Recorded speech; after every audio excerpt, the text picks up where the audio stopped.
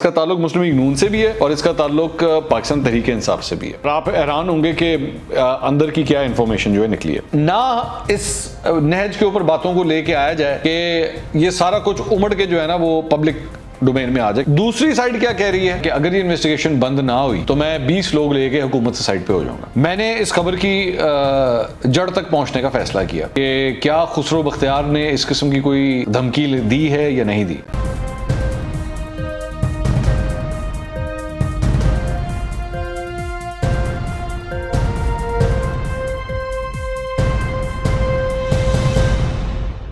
अस्सलाम वालेकुम नाज़रीन, मैं हूं मंसूर अली खान। अपने YouTube चैनल के ऊपर आपको खुशामदीद कहूँगा। सबसे पहले आपसे दरख्वास्त के चैनल को सब्सक्राइब करना मत भूलिएगा और बेल आइकन ज़रूर प्रेस कीजिएगा। नाज़रीन, मैं अक्सर ही आपसे बात कहता हूँ कि ये जो मुख्तलिफ सियासी जमातें होती हैं ये आपस में तो जो लड़ाई झगड़े करती हैं वो करती हैं, लेकिन मेरे लिए सबसे इंटरेस्टिंग बात होती है कि इनके अपने अंदर क्या चल रहा है। आज का ये जो व्लॉग है ये दोनों सियासी जो बड़ी जमातें हैं उनसे मुतल्लिक है। इसका ताल्लुक मुस्लिम लीग नून से भी है और इसका ताल्लुक पाकिस्तान तहरीक इंसाफ से भी है। और आप हैरान होंगे कि अंदर की क्या इंफॉर्मेशन जो है निकली है। सबसे पहले आगाज़ करते हैं मुस्लिम लीग नून से, फिर मैं पाकिस्तान तहरीक इंसाफ की तरफ आता हूँ। मुस्लिम लीग नून की ये सूरत हाल है कि वो जो मरियम नवाज़ और शहबाज शरीफ ग्रुप है, वो जो दराड़ है मफाहमती और मज़ाहमती बयानिए की, वो अभी भी वैसे की वैसे ही मौजूद है। पिछले चंद दिनों के अंदर इस सिलसिले में जो है वो डैमेज कंट्रोल करने की कोशिशें ज़रूर हुई हैं। और आपने वो पिछले दिनों एक वो देखा होगा जब मरियम नवाज़ ने जाके शहबाज शरीफ साहब का हाथ पकड़ा था। वो जिस दिन इंग्लैंड से जो फैसला आया था जिसमें इनके अकाउंट्स खुलने की बात हुई थी, तो उन्होंने इनका हाथ पकड़ के कहा था कि जी आप इंटरनेशनल सादिक और अमीन हो गए हैं। ये तब की बात। तो तब बेसिकली वो विजुअल्स जो हैं वो तो यही शो कर रहे थे कि जी दोनों इकट्ठे हैं। लेकिन ग्रुप्स की जहाँ तक बात है तो ग्रुप्स आपस में अलग अलग हैं और ग्रुप्स में एक वाज़ेह फासला है।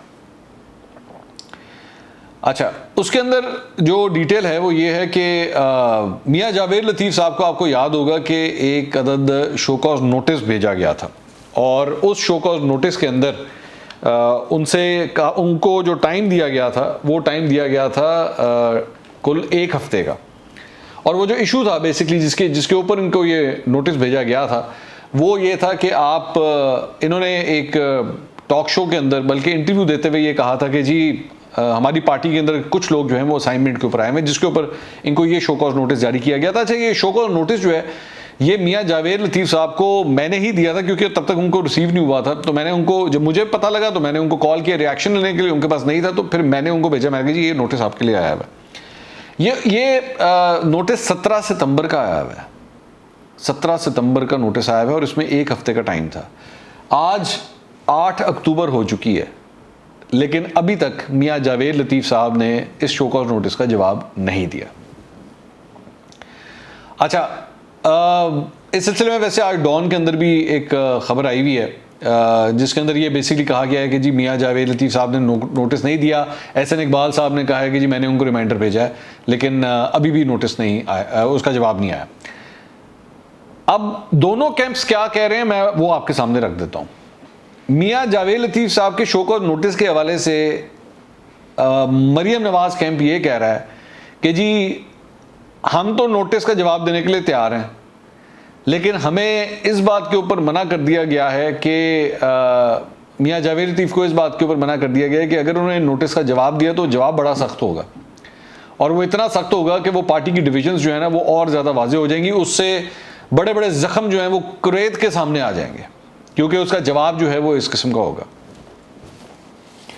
तो ना इस नहज के ऊपर बातों को लेके आया जाए कि ये सारा कुछ उमड़ के जो है ना वो पब्लिक डोमेन में आ जाए, क्योंकि जारी बात है जब आप जवाब देंगे तो जवाब कोई एक कमरे के अंदर तो नहीं होगा, वो तो फिर आप पे वो तो खुलम खुला मियाँ जावेद लतीफ़ साहब जो है वो जारी बात है उसको मोस्ट प्रॉब्ली पब्लिक भी कर देंगे या उसको मीडिया के अंदर भी दे देंगे कि जी ये जवाब है। और वो फिर जवाब जो कोई लिखा होगा वो पार्टी के लिए काफ़ी एम्बैरेसिंग बन सकता है। तो इसलिए उनको ये कहा जा रहा है कि जी आप जवाब ना ही दें तो बेहतर है। अच्छा, दूसरी साइड क्या कह रही है जो शहबाज शरीफ कैंप है। शहबाज शरीफ कैंप ये कह रहा है कि जी जवाब तो हम लेंगे, जवाब तो इनको देना पड़ेगा। और एहसन इकबाल साहब से मेरी बात हुई। एहसन इकबाल साहब ये कहते हैं कि जी मैंने मियाँ जावेद लतीफ़ को जो है वो SMS कर दिया हुआ है रिमाइंडर का कि आपने जवाब नहीं दिया अभी तक। अच्छा, मियाँ जावेद लतीफ़ साहब कहते हैं मुझे SMS मिला ही नहीं है, मुझे कोई किसी किस्म का रिमाइंडर वगैरह नहीं मिला। अब इनमें से क्या कौन सी हकीकत है मुझे नहीं पता। आप इस बात से अंदाज़ा लगा लीजिए कि मियाँ जावेद लतीफ़ के नाम का जो शोकॉज नोटिस था वो मियाँ जावेद लतीफ़ को खुद नहीं मिला था, वो भी मैंने उनको दिया था, क्योंकि मैंने तो उनसे उनका रिएक्शन लेना था, लेकिन उन्होंने कहा मुझे नोटिस ही नहीं मिला। मैंने सुना है कि मेरे नाम का कोई शोकॉज नोटिस जारी हुआ है, लेकिन मुझे मिला ही नहीं अभी तक। तो वो नोटिस मैंने दिया था, तो पता नहीं ये जो मैसेज उनको गया है रिमाइंडर का वो भी उनको मिला है कि नहीं मिला। वो कहते हैं नहीं मिला, वो कहते हैं हमने भेज दिया। बहरहाल हकीकत ये है कि जो कहानी 17 सितंबर से स्टार्ट हुई है उसका अभी तक चैप्टर क्लोज नहीं हुआ है। अच्छा, दूसरी बात ये जो डिविजन्स हैं आपस में, मुझे एक और ख़बर ये मिली है कि मरियम नवाज साहिबा ने ये जो इस्लामाबाद हाई कोर्ट के बाहर जो कुछ कहा और जिस तरह कुछ कहा, इसकी खबर शहबाज शरीफ कैंप को 1-2 दिन पहले हो चुकी थी कि ये अपना जो अपनी जो एक एप्लीकेशन जमा करवाने लगे इस केस के अंदर, वो बड़ी सख्त है और उसके अंदर जो कुछ लिखा हुआ है वो बहुत सख्त है और ये प्रॉब्लम्स क्रिएट कर सकता है। तो इस सिलसिले में चंद रहनुमाओं की लाहौर में या गालिबन इस्लामाबाद में, ये मैं कंफर्म नहीं हूँ, लेकिन वहाँ पे एक मुलाकात हुई और ये मुलाकात मरियम नवाज साहिबा की प्रेस कॉन्फ्रेंस से पहले हुई, ये मैं आपको बता दूँ। और उसके अंदर ये फैसला किया गया कि किसी तरह ये इसको टोन डाउन करवाया जाए। ये ठीक नहीं है, ये हम लोग जो एक ब्रिज बनाने की कोशिश कर रहे हैं वो ब्रिज जो है इससे ख़राब हो जाएगा, तो उसको टोन डाउन करवाया जाए।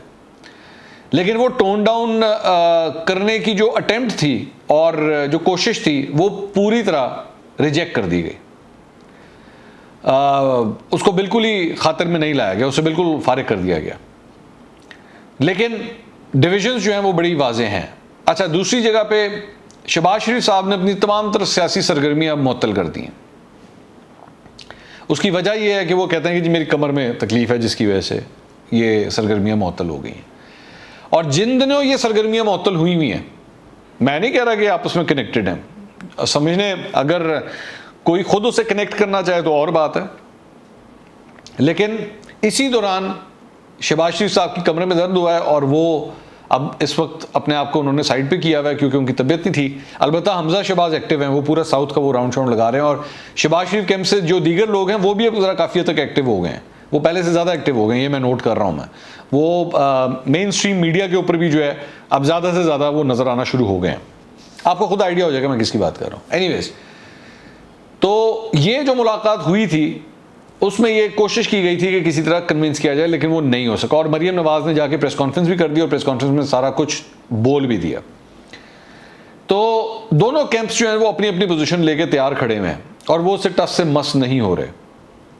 अलबत्ता ये है कि वो मड स्लिंगिंग ओपन में नहीं हो रही अब एक दूसरे के खिलाफ। एक चीज़ ये बात थी नून लीग की।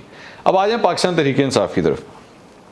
पाकिस्तान तहरीक इंसाफ में ये जो पिछले दिनों पंडोरा पेपर्स जो आए उसके अंदर ये कहा गया कि जी उसमें ये खुसरो बख्तियार के भाई हैं, उनका नाम भी जो है वो बीच में आया और उसके बाद इमरान खान साहब ने एक अदद वो बनवाया, इन्वेस्टिगेशन सेल जो है वो बनवाया जिसमें FBI, FIA, NAB इनको शामिल किया गया और ये फैसला किया गया कि ये इसकी जो है इन्वेस्टिगेशन करे। इस सिलसिले में खुसरो बख्तियार के हवाले से एक अदद खबर फ्लोट की गई और वो फ्लोटिंग ये थी कि जी खुसरो बख्तियार ने अपने किसी बंदे के थ्रू जो एक मैसेज भिजवाया है और ये कहा है कि अगर ये इन्वेस्टिगेशन बंद ना हुई तो मैं 20 लोग लेके हुकूमत से साइड पे हो जाऊंगा।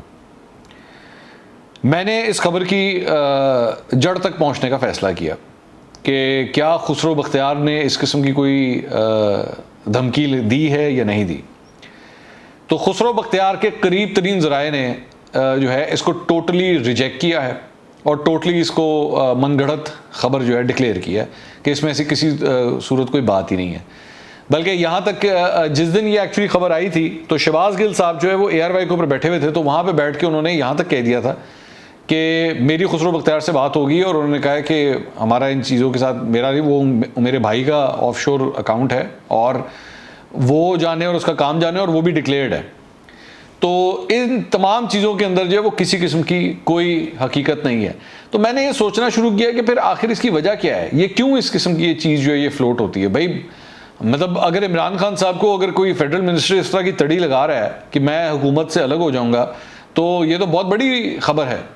तो ये क्यों, जब फिर इसका डिनाइल क्यों आ रहा है, तो मुझे ये बेसिकली पता लगा कि ये भी बेसिकली एक इंटरनल ग्रुपिंग का चक्कर है। होता है पार्टी के अपने अंदर भी जो है वो विफाकी वुज़रा भी और ये सिर्फ इस हुकूमत में, सब हुकूमतों में होता है कि सारे एक दूसरे की टांगें खींचने के लिए तैयार होते हैं। एक विफाकी वजीर के खिलाफ दूसरा विफाकी वजीर जो है वो कोई ना कोई काम कर रहा होता है।